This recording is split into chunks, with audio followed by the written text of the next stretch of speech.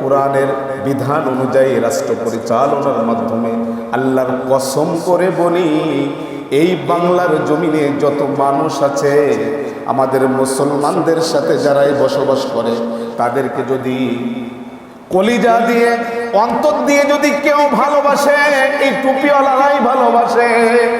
কিন্তু মিডিয়ার সামনে গোটা পশ্চিমাদেরকে এমন ভাবে দেখানো হয়েছে এই বাংলার জমিনে মৌলবাদী গোষ্ঠী অন্য জাতি গোষ্ঠীকে ভালো চোখে দেখে না। কিন্তু আমরা মুসলমান, আমাদের ধর্ম ইসলাম, আমাদের বিধান আল কোরআন, আমাদের কোরআনের ভিতরে স্পষ্টভাবে বলা হয়েছে লাকুম দীনুকুম ওয়ালিয়া দীন।